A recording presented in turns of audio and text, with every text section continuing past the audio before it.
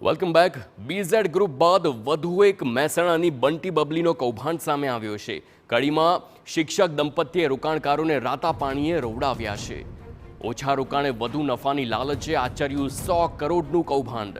કરોડોના ઉઠામણા બાદ ભૂગર્ભમાં ઉતર્યું શિક્ષક દંપતી અને રોકાણકારોને લૂંટવામાં શિક્ષક દંપતી સાથે બનેવી પણ સામેલ હોવાની સ્પષ્ટતા થઈ છે।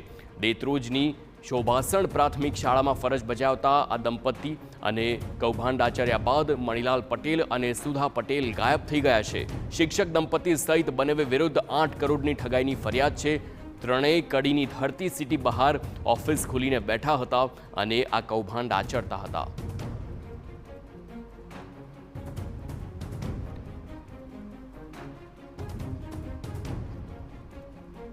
આપને જણાવી દઈએ કે 15 દિવસ અગાઉ દંપતી વિરુદ્ધ પોલીસ ફરિયાદ પણ થઈ હતી।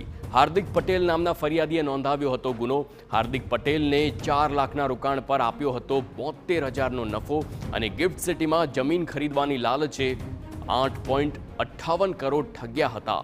પૈસા પરત માંગતા વાયદા બતાવતા આખરે ફરિયાદ નોંધાઈ છે અને તપાસમાં આરોપીએ ગાંધીનગર સતલાસણામાં જમીન અને મિલકત ખરીદ્યાનો પણ ખુલાસો થયો છે। કનૈયાલાલે 50થી વધુ લોકો પાસેથી 100 કરોડ ઉઘરાવ્યાનો પણ એફઆઈઆરમાં ઉલ્લેખ થયો છે।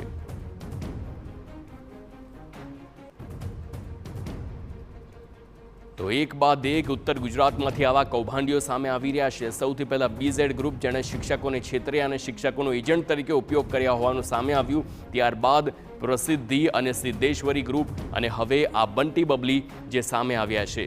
સંવાદદાતા મનીષ મિસ્ત્રી ફોનલાઈન પર છે। મનીષ, વારંવાર ઉત્તર ગુજરાતમાંથી આવા કૌભાંડીઓ સામે આવી રહ્યા છે। હવે આ વધુ એક કૌભાંડ જ્યાં શિક્ષક દંપતીએ 100 કરોડનું ફુલેકું ફેરવ્યું। જી, ઉત્તર ગુજરાતમાંથી એક પછી એક કૌભાંડો સામે આવી રહ્યા છે। બીઝેડ બાદ હવે કહી શકાય કે આ બીબીનું એક કૌભાંડ સામે આવ્યું છે। બીબી એટલે કે બંટી બબલીનું એક ઉઠામણું થયું હોવાનો મેસેજ સમાચાર મળી રહ્યા છે કે જેની અંદર 15 દિવસ અગાઉ એક ફરિયાદ નોંધાઈ હતી। 8.5 કરોડનું કરી નાખ્યાની ફરિયાદ નોંધાઈ હતી। જે હાર્દિક પટેલ ફરિયાદ આપી એની અંદર અલગ અલગ સ્કીમોમાં રોકાણ કરવાની લાલચ આપી હતી।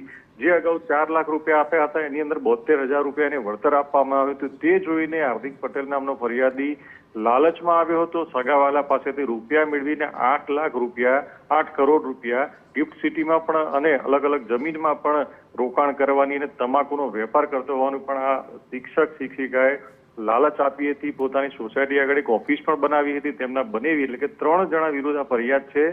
કનૈયાલાલ, એમના પત્ની સુધાબેન અને એમના બનેવી કનૈયાલાલ, એમના વિરુદ્ધ ફરિયાદ છે।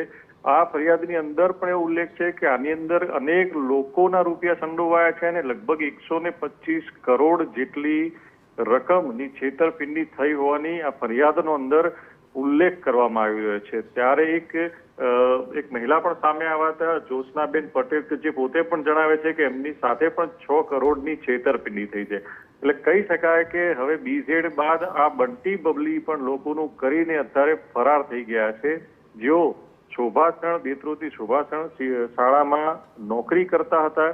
એટલે કે કહી શકાય કે જે બીઝેડમાં શિક્ષકોમાં આખું એક વ્યાપ્યું હતું આ કૌભાંડ, એ રીતે આ બંટી બબલીએ કનૈયાલાલ, સુધાબેને પણ શિક્ષકોના ગ્રુપમાં આ પ્રકારે શિક્ષકો છેતરાયા હોવાની પણ હવે આશંકા વર્તાઈ રહી છે। જી બિલકુલ મનીષ, સમગ્ર માહિતી બદલ આભાર।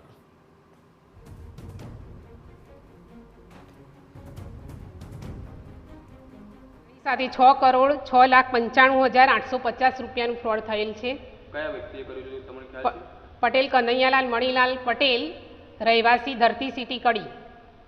કડી પોલીસ બાબતે આ ફરિયાદ કેટલા ટાઈમથી તમે નોંધાવવા માટે જાઓ છો? સાહેબ 7/10 તારીખે 7/10/24ના રોજ અમે ડીએસપી મહેસાણા મુકામે આ છેતરપિંડીની ફરિયાદ રજિસ્ટર એડી દ્વારા પહોંચાડી હતી। ત્યાંથી ફોરવર્ડિંગ થઈને કડી પોલીસ સ્ટેશનમાં આવી ગઈ છે। 1.5 મહિનો થયો, પરંતુ અમે 2 દિવસ પહેલાં પણ ગયા હતા તો પોલીસ સ્ટેશનમાં પીઆઈ સાહેબે અમને બેસાડી રાખ્યા। ત્યાં અમારી સાથે રાત્રે 10 વાગ્યા સુધી બેસાડી રાખ્યા અને એમ કીધું કે તમે ફરિયાદ કરી એના પહેલાં એક એફઆઈઆર થઈ ગઈ છે। એ એફઆઈઆર 8 કરોડ રૂપિયાની હતી, એની વધારે એમાઉન્ટ હતી એટલે અમે એની એફઆઈઆર કરી દીધી છે। પરંતુ હવે તમારી ઓછી એમાઉન્ટ છે એટલે અમે તમારી એફઆઈઆર નોંધવા માટે તૈયાર નથી। અને અમે એક એફઆઈઆર નોંધી દીધી છે ઓલરેડી, એટલે હવે તમારી ફરિયાદ નોંધી શકીએ નહીં. એટલે શું એક ફરિયાદીની સામે એમ એક જ વાર એફઆઈઆર નોંધાશે? શું અમારી એફઆઈઆર નહીં નોંધાય? શું અમારો પરિવાર રખડ